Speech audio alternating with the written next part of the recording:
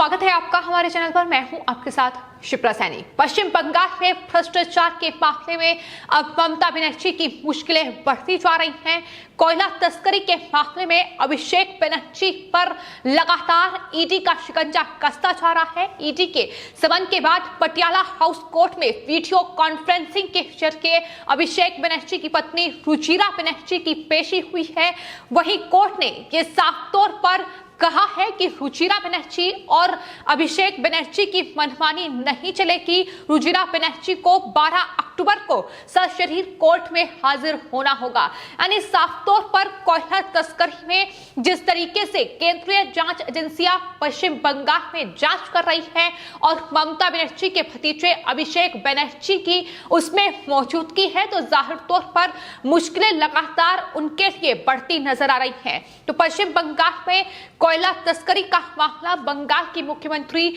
ममता बनर्जी और उनके भतीजे अभिषेक बनर्जी के लिए मुसीबत का सबब बन चुका है। ईडी ने कोयला तस्करी के मामले में अभिषेक बनर्जी और उनकी पत्नी रुचिरा बनर्जी को बार-बार समन भेजा, लेकिन ईडी के समन का जवाब उनकी तरफ से नहीं दिया गया। वो पूछताछ के लिए ईडी के दफ्तर नहीं पहुंचे, जिसके बाद ईडी ने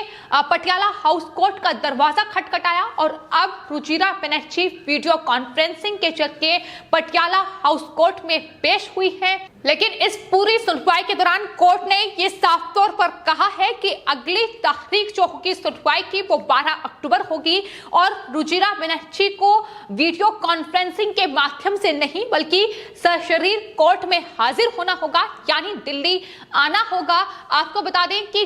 जिस तरीके से ईडी ने इस पूरे मामले में मनी लॉन्ड्रिंग के तहत ईडी जांच कर रही है और रुचिरा बनर्जी को 1 सितंबर को ईडी के दफ्तर राजधानी दिल्ली में बुलाया गया था। उनसे पूछताछ होनी थी, लेकिन उस वक्त कोरोना का हवाला देते हुए रुचिरा बनर्जी ने यह बहाना बनाया था कि वो बच्चों के साथ दिल्ली नहीं आ सकती है। अगर उन्हें जांच करनी है तो ईडी कोलकाता में आकर जांच करे। उसके बाद आपको बता दें 19 सितंबर को एक बार फिर से रुचिरा बनर्जी को समन भेजा गया, लेकिन तब भी रुचिरा बनर्जी ने बहाना बनाते हुए निजी कारणों का हवाला दिया। और इतना ही नहीं, अभिषेक बनर्जी जो उनके पति हैं, ममता बनर्जी के भतीजे हैं, उन्हें भी ईडी ने 6 सितंबर को दिल्ली में जो ईडी का कार्यालय है उसमें हाजिर होने के लिए बुलाया था। अभिषेक बनर्जी हालांकि ईडी के दफ्तर जरूर पहुंचे, उनसे 9 घंटे तक ईडी के अधिकारियों ने पूछताछ भी की,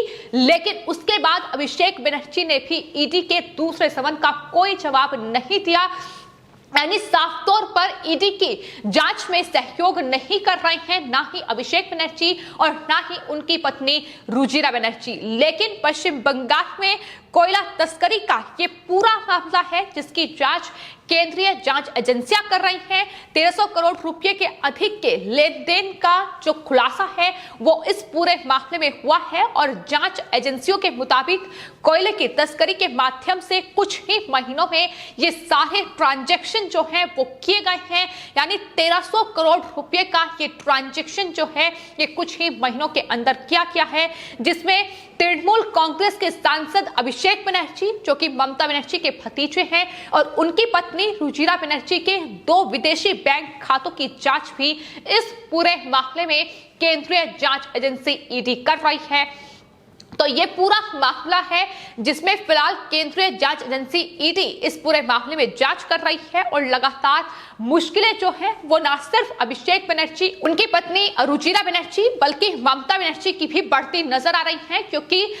पश्चिम बंगाल में पिछले 10 सालों से तृणमूल कांग्रेस की सरकार है और ऐसे में ये कोयला तस्करी का जो मामला है, ये कोयला घोटाले का जो मामला है, इसमें नकेल जो है वो अब अभिषेक बनर्जी पर कसी गई है। तो जाहिर तौर पर पश्चिम बंगाल में ममता बनर्जी की सरकार है, तो ऐसे में उनके भतीजे अगर इस तरीके से घोटालों में लिप्त पाए जाते हैं तो जाहिर तौर पर ईडी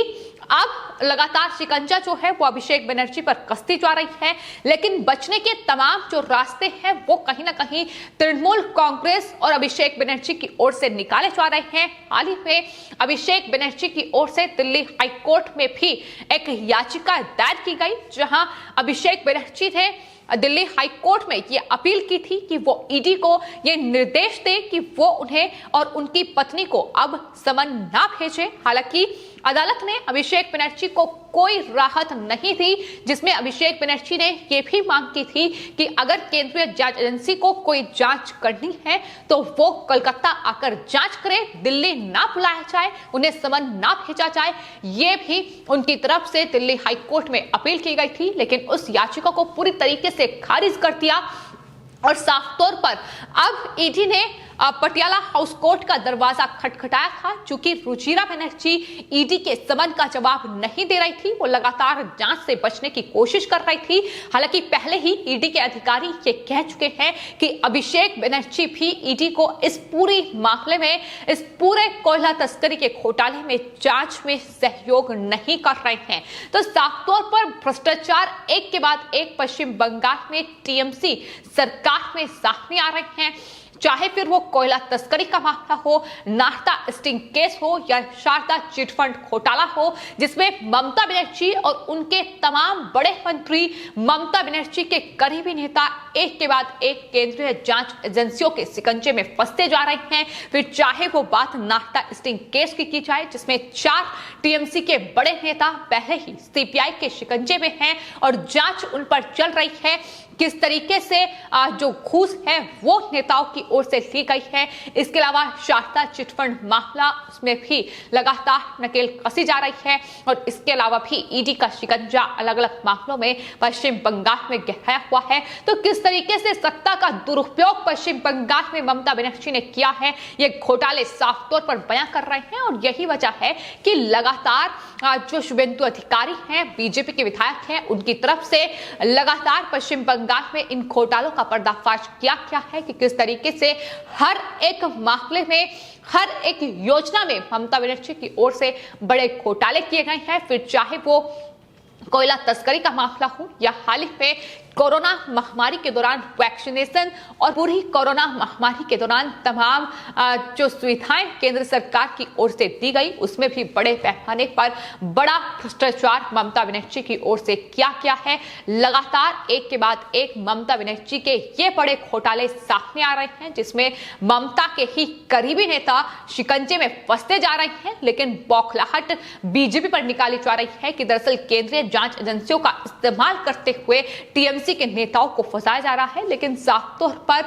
ये जो ईडी का शिकंजा है और जिस तरीके से जांच से डरे हुए हैं अभिषेक बनर्जी और उनकी पत्नी रुचिरा बनर्जी, चूंकि ईडी से पूछताछ में सहयोग नहीं है, और दूसरा ये सबसे महत्वपूर्ण है कि अब पटियाला हाउस कोर्ट ने भी ये साफ तौर पर कहा है कि दिल्ली उन्हें आना होगा और अब वीडियो कॉन्फ्रेंसिंग के माध्यम से सुनवाई नहीं हो सकती, सशरीर उन्हें कोर्ट में हाजिर होना होगा। तो जाहिर तौर पर मुश्किलें जो हैं वो उनके लिए काफी ज्यादा बढ़ चुकी हैं। तो आपको बता दें, कोयला तस्करी में जिस तरीके से ये खुलासा केंद्रीय जांच एजेंसियों की ओर से किया गया है कि 1300 करोड़ रुपए का जो ट्रांजैक्शन है, उससे भी ज्यादा की ट्रांजैक्शन के 2 खातों में की गई है और कोयला तस्करी घोटाले में उत्पन्न अवैध धन का 50% से ज्यादा तृणमूल कांग्रेस के सांसद अभिषेक बनर्जी के जो करीबी सहयोगी हैं विनय मिश्रा, उन्हें दिया गया है। साथ ही आपको बता दें, एजेंसियों को ऐसे लेन देन भी मिले हैं जो अभिषेक बनर्जी की पत्नी